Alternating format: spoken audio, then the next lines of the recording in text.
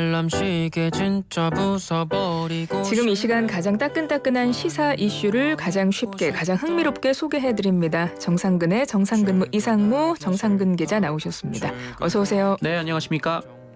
확실히 이제 날이 초봄이 됐어요. 의상에서도 네네. 느껴지네요. 네, 좀 어제까지는 또 추웠는데 맞아요. 네, 네. 살짝 기온이 올라갔네요. 맞습니다. 네. 지난 주까만 해도 이렇게 외투를 입고 오셨던 것 같은데 네네. 오늘은 티셔츠에 또 팔을 걷고 네. 이렇게 초봄인 거를 의상으로 표현하시면서 들어와 주셨고요.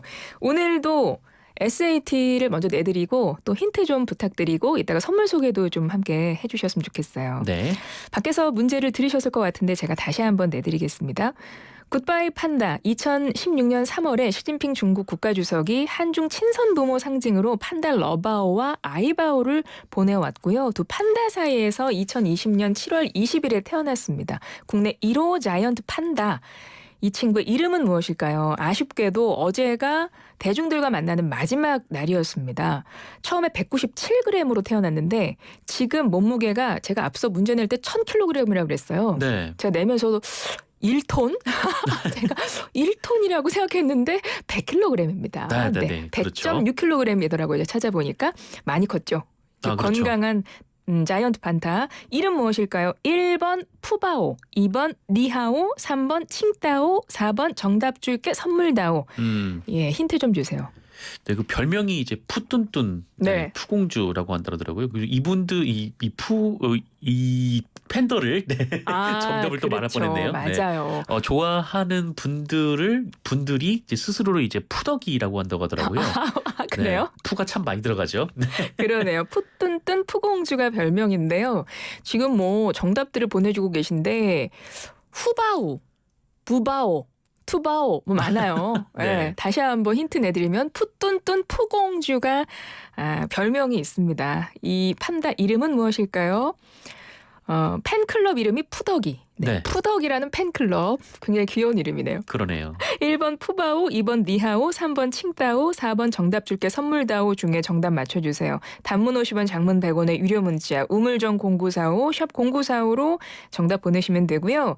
정답자 중에 저희가 추첨해서 당첨된 분들께 선물 보내드릴 거거든요. 선물 소개해드릴게요. 기자님 먼저 시작해주세요. 네, 정직한 건강식품 전문점 백세라이프에서 활력소 침향 청심단 3000과 로얄 아르간 커넬 오일 세트, 88년 전통의 이탈리아 명품 커피 일리커피에서 프리미엄 스틱 원두커피 세트, 햇섭 인증받은 7분 밀키트 1000명 시식평가단이 만든 은큼 떡볶이에서 떡볶이 키트 3팩, 유산균이 가득 청정지역 의령 야베스 목장에서 직접 만든 쫀득한 수제 요거트 과일 세트, 정직한 셀프 세차용품 오토 그루밍에서 자동차 스크래치는 지우고 광은 살리는 매직크림, 100% 국내산 농산물로 만들고 아삭하고 깔끔한 맛이 일품인 팽현숙 최양락의 맛있는 옛날 김치 10kg, 소다스쿨에서 베이킹소다 세제 세트, 물 없이 머리 감고 샤워하는 메리코드 노워터 샴푸 바디워시, 한국 전통 궁중병과 수병과에서 호두정과, 혈액만 속 카이스트 여성과학자가 직접 개발한 믿을 수 있는 생리대 이너시아에서 생리대 세트, 세상의 모든 잠 현명한 육아맘의 선택 수면과학 꼬꼬잠에서 10만 원 상당의 온라인 상품권을 드립니다. 예, 정답 맞춰주신 분들 중에서 추첨 통해서 선물 보내드릴게요. 자, 오늘 이야기를 시작을 해보죠. 네. 오늘도 정펠레의 감각적인 촉으로 본격적으로 문을 열어보겠습니다. 네. 기자님 준비되셨죠? 네, 됐습니다. 네, 시작하겠습니다. 첫 번째, 명룡대전 한강대첩 성사됐죠. 여야 텃밭에서의 진검승부 빅3는? 네, 인천 계양을 서울 중성동갑, 경기 분당갑을 꼽았습니다. 두 번째, 이낙연 대표 접촉한 임종석, 홍영표 의원. 당명 바꿔 출마할까요? 일단 임종석 의원 빼겠습니다. 홍영표 의원 당명 바꿔 출마할까요? 네, 5 들겠습니다. 세 번째, 노원 떠나 화성을 출마하는 이준석 대표. 이번엔 원내 입성 가능할까요? 네, X 들겠습니다. 네 번째, 조국 혁신당 이번 총선에 바람이 될까요? 네, 5 들겠습니다. 다섯 번째, 강대강 대치 길어지는 의대 증원 이슈. 선거에 영향 있을까요? 네, X 들겠습니다. 예, 여기까지 하겠습니다.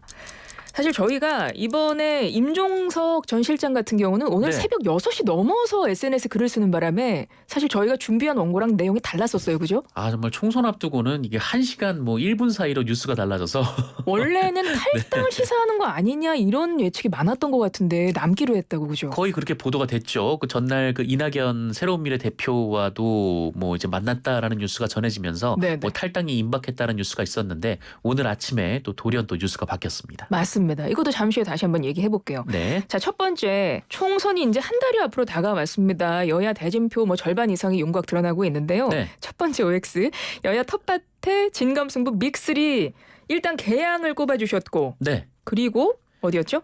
그리고 분당갑 그리고 이 중성동갑 네 이렇게 세 곳 꼽았습니다. 네, 왜 그렇게 꼽으셨어요?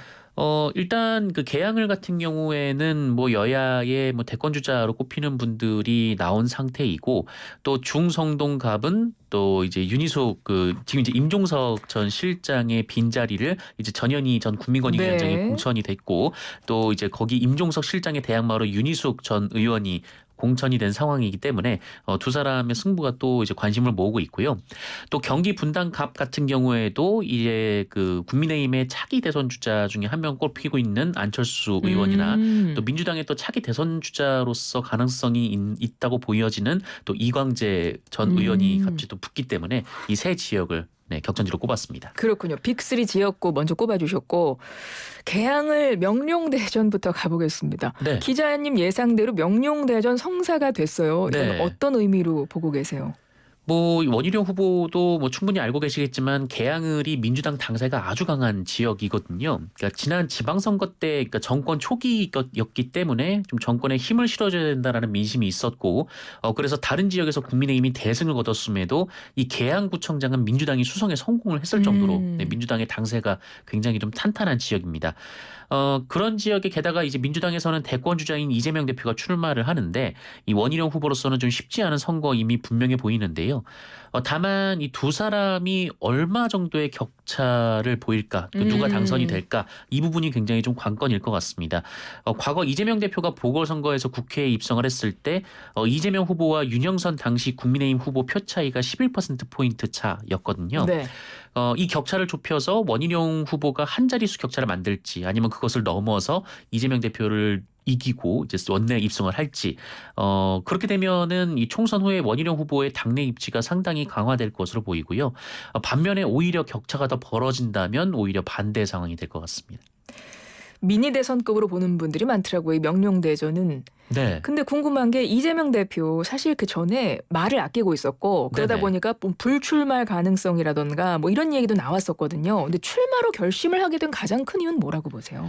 이 불출마 가능성을 얘기했던 분들의 주장은 그 첫 번째는 그 이재명 대표가 전국 선거를 지휘해야 하기 때문에 지역구에 매일 수가 없다.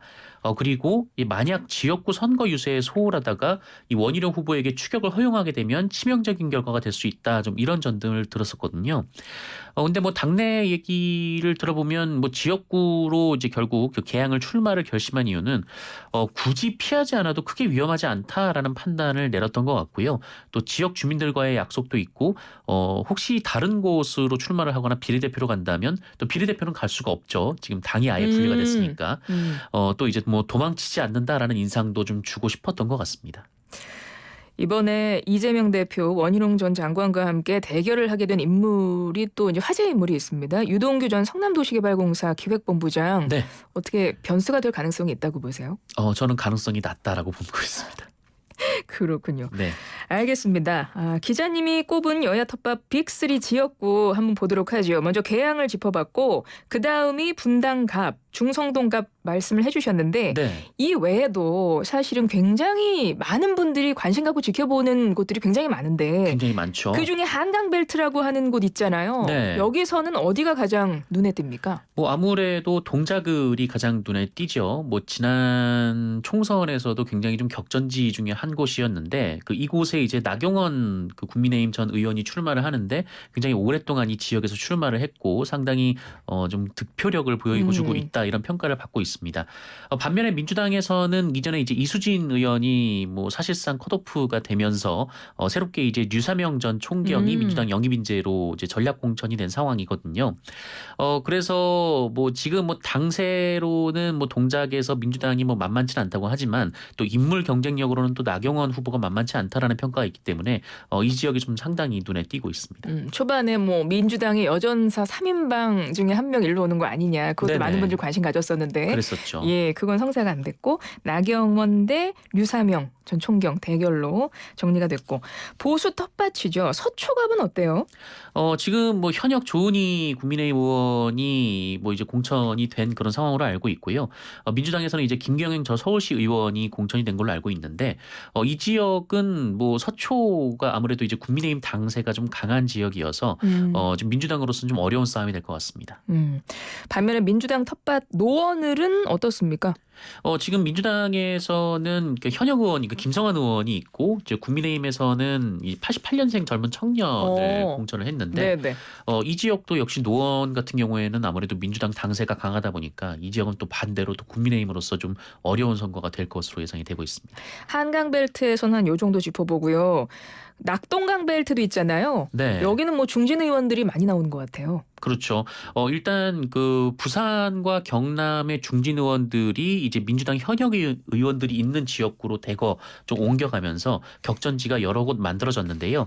일단 부산 북강서갑 같은 경우에는 현역 전재수 의원과 또 국민의힘에서는 이제 부산의 다른 지역에 있던 서병수 의원이 이쪽으로 옮겨서 또 맞붙게 됩니다. 이 서병수 의원이 5선 의원이거든요. 좀 상당히 선거 경험이 많은 분이라서 좀 이렇게 그 결과가 좀 어떻게 될지 좀 궁금해하시는 분들이 많은데 그런데 이 지역에서는 이제 전재수 의원이 상당히 좀 지역구 활동이 기반이 탄탄하다는 평가를 받고 있어서 좀 이렇게 굉장히 좀 격전지가 될 것 같고요. 예.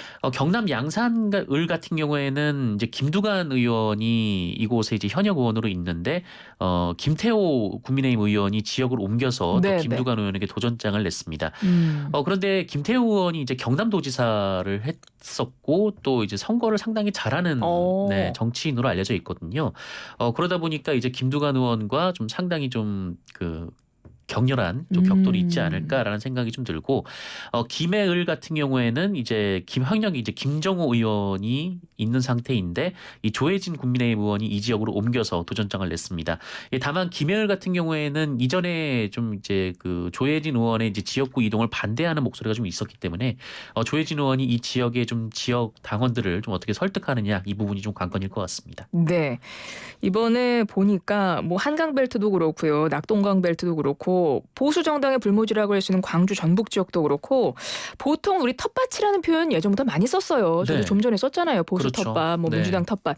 근데 이번 선거는 이 의미가 점점 무색해지는 거 아니냐. 뭐 이런 이야기들 나오는데 어떻게 보세요? 뭐 아직 뭐 호남과 영남에서는 뭐 이른바 이제 텃밭에 대한 이미지가 좀 아직 강하게 남아 있기는 합니다만 이 서울이나 수도권 같은 경우에는 이 텃밭이 계속해서 움직이는 것 같은 좀 그런 분위기가 있더라고요. 그러니까 특히 이제 한강벨트 같은 경우에는 이전 총선에서는 9개 지역구 중에 민주당이 8개를 석권을 했는데 이 지난 대선 때는 또 윤석열 후보가 9개 중에서 8곳에서 승리를 거뒀거든요. 그러니까 이 지역에는 아무래도 좀 청년층보다는 좀 이렇게 경제력이 있는 중장년층이 좀 인구 구성상으로 많기 때문에 이 국민의힘 강세 지역으로 변하는 것 같고 이 반면에 이전에 이제 국민의힘 강세 지역이었던 경기도 같은 경우에는 이 청년층들이 좀 대거 서울 외곽으로 이주를 하면서 또 이 지역에서 민주당의 또 세력이 강해진 그런 상황입니다. 그렇군요. 두 번째 질문으로 넘어가죠. 민주당에선 공천 갈등 지속되고 있는데 일단 이낙연 대표 접촉한 홍영표 의원 당명 바꿔서 출마할까요? 오늘도 이제 뭐 탈당 혹은 이제 새로운 미래 합류에 대한 인상을 강하게 남기는 인터뷰를 했더라고요. 그러니까 임종서 전 실장 같은 경우에는 탈당의 가능성이 있다라고는 했지만 굉장히 말을 아낀 타입이었거든요. 그러다 보니까 뭐 말을 뭐 뒤집었다라는 평가를 받기는 어려운데 그런데 홍영표 의원 같은 경우에는 사실상 탈당을 암시하는 글을 굉장히 좀 많이 남겼기 때문에 사실상 좀 마음을 굳힌 것 아닌가. 그러니까 홍영표 의원도 이번 주 안에 뭐 본인의 거취에 대해서 결론을 내릴 것이다. 좀 이런 입장을 밝혔습니다. 그럼 새로운 미래로 출마할 수도 있다. 가능성이 있을 것 같아요. 네. 알겠습니다. 임종석 의원 같은 경우는 앞으로 거취 여부에 대해서는 밝히진 않았어요. 그냥 당의 결정을 수용하겠다 오늘 아침에 SNS에 밝혔는데 이게 어떤 의미라고 보세요? 뭐 당의 결정을 수용을 하는데 탈당을 하거나 아니면 이제 무소속으로 출마를 하거나 뭐 그런 결론으로 나가는 건 좀 맞지 않다 보니까 일단은 당에 남아서 좀 이번 총선을 치르겠다라는 얘기인 것 같고요. 다만 그냥 지켜볼지 아니면 좀 선거운동에 적극적으로 나설지 이 여부는 뭐 아직 알 수는 없을 것 같습니다. 네, 임종석 전 비서실장은 일단 당의 결정을 수용하겠다 이렇게 밝힌 상태고요. 그리고 일단 홍영표 의원도 오늘 거취 관련해서 입장 나올 것 같고 네. 이낙연 대표가 광주 출마 기자회견도 미뤘고 지금 뭐 민주당 의원들과 접촉을 했었잖아요. 네. 이른바 반명연합이란 거 구성될 수 있을까요? 뭐 반명연합은 글쎄요, 뭐 구성은 될 수 있겠지만 그 정치적 의미가 좀 상당히 어느 정도가 될지는 좀 미지수일 것 같습니다. 일단 뭐 사실 그 선거를 치르기 위해서, 그러니까 특히나 그 굉장히 좀그 민주당이나 국민의힘이 아니라면 이제 뭐 제3정당으로 선거를 치르기 위해서는 유력한 대권 주자 그리고 어느 정도의 세력이 필요한데 대권 주자와 세력이 뭐 지금으로서는 뭐 이낙연 대표가 이제 뭐 대권 주자 중에 한 명이라고는 하지만 좀 이렇게 완벽하게 좀 구성이 되진 않은 그런 상태이거든요. 이제 세력 구성도 그렇고, 그러니까 이낙연 대표 입장에서는 그 세력으로서의 영향력을 갖추기 위해서 좀 비명 반명계 의원들을 최대한 좀 많이 끌어들여야 되는 상황인데 반면에 이제 반명계나 비명계 의원들로서는 좀 이낙연 대표를 차기 대권 주자 중에 한 명으로 보고 있을지 좀 이 부분에서 약간의 좀 뭐랄까요, 좀 생각의 차이는 있을 것도 같습니다. 근데 이낙연 대표가 기자회견을 미루면서 뭐라 그랬냐면 긴급 사안이 발생했다 이렇게 네. 표현을 했거든요. 그건 뭐라고 생각하세요? 이 새로운 미래 측에서는 그 임종석 전 실장의 합류를 굉장히 좀 중요하게 봤고 또 공을 들여왔던 것 같습니다. 그래서 이 전날까지 임종석 전 실장의 합류 여부에 대해서 굉장히 좀 긍정적으로 봤다라고 하는데요. 그런데 이제 임종석 전 실장이 이제 사실상 당 잔류를 선언하면서 좀 새로운 미래 입장에서 힘이 좀 빠지게 됐죠. 이낙연 대표 조만간 다시 광주 출마 기자회견 연다고 하는데 광주에서의 파급력 어느 정도 될까요? 글쎄요. 그 사실 뭐 광주로 출마를 뭐 한다라고는 합니다만, 그러니까 사실 이제 국민의당 모델 아니겠습니까? 이 광주에서 어느 정도 이 지역적 영향력을 갖고 또 전국적인 득표를 얻어서 이제 비례대표까지 배출을 하는 좀 그 모델을 구상을 하고 있는 것 같은데, 근데 지금 호남에서는 좀 아무래도 이제 정권 심판 여론이 좀 강하다라는 지표가 좀 여러 차례 나온 상황이어서, 그러니까 민주당 심판보다는 좀 더 정권 심판 쪽에 뭐 영향이 좀 가 있지 않을까, 좀 그런 분석들도 좀 있고. 그러다 보니까 좀 어느 정도의 영향력을 발휘할지 좀 미지수다, 좀 이런 평가들도 있는 것 같습니다. 네, 김영주 의원이 민주당 탈당해서 국민의힘에 오늘 입당한다 그래요. 네, 이미 입당은 밝혔고요. 네네, 의사는. 그렇습니다. 이거 민주당의 타격이 클까요? 글쎄요. 뭐 어쨌든 이제 영등포 갑에서 이제 김영주 의원이 굉장히 오랫동안 국회의원을 하지 않았습니까? 좀 지역적인 경쟁력은 있는 분이다 보니까 영등포 갑에서의 좀 이렇게 영향력은 있겠습니다만 전체적인 그 총선 구도에 영향을 미치게 될지는 좀 그 가능성은 낮아 보입니다. 국민의힘에선 이번 더불어민주당 공천 두고 이재명 방탄이다 말이 나오던데 이 파열음은 언제까지 갈까요? 길어지면 좀 총선에 불리해질 것 같기도 한데요. 그럼요. 그래서 뭐 지난주에 그 이재명 대표에게 좀 이렇게 최대한 속도를 높여야 하지 않을까, 좀 그런 얘기를 좀 드렸었는데 거의 이제 민주당은 공천이 마무리가 되고 있는 시점이라고 해요. 또 그 어느 정도 이제 뭐 이른바 굉장히 좀 친명 비명 뭐 이 문제도 좀 이게 그 지난 몇 주 사이에 굉장히 큰 논란이 빚었었는데, 이 공천이 마무리된다면은 그 이후부터는 민주당에서 좀 적극적으로 뭐 윤석열 정부 심판이라는 그 구도 만들기에 집중을 할 것 같고, 그 당내에서의 파열음도 뭐 이제 그 이후로는 뭐 나갈 분들은 나가고 좀 남아 있는 분들은 남아 있기 때문에 뭐 당내에서의 파열도 그렇게 크지는 않을 것 같습니다. 자, 그러면 세 번째 질문으로 넘어가 보죠. 제3지대 이준석 대표 화성을 출마 선언했습니다. 네. 이번에 원내 입성 가능할지 제가 여쭤봤는데 우리 정펠레 정상근 기자님의 촉은 네. 아닌 것 같다 이렇게 표현하셨어요. 왜 그렇습니까? 그렇죠. 제 촉이니까 뭐 큰 의미는 없는데요. 어쨌든 뭐 저는 X를 들었는데 예. 그 이준석 대표가 뭐 큰 영향력을 발휘할 수 있는 정치인입니다만, 사실 이번 총선의 구도가 좀 아무래도 이제 국민의힘과 민주당의 양자 대결 구도가 좀 강하기 때문에 특히나 지역구에서는 그렇죠.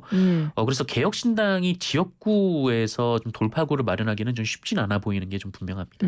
뭐 우리 정 기자님 본인의 이제 생각이라고 이제 표현을 하셨지만 이제 개의전 의견으로 입성하기 좀 힘들 것 같다 이렇게 표현을 하셨는데 그렇게 되면 사실 네. 이 대표 정치 생명에 좀 치명상 입을 거다 이런 전망 많던데요. 근데 3번 낙선하지 않았습니까? 네. 이번에 만약에 낙선하면 4번 낙선이 될 텐데, 음. 그러니까 낙선하면 사실 뭐 쉽지는 않아 보이죠. 근데 뭐 다만 아직 이준석 대표가 40도 안 된 젊은 정치인이고요.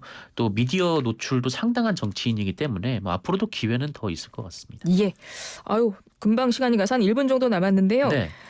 조국 혁신당으로 넘어가 보겠습니다. 바람이 될 거라고 보셨어요?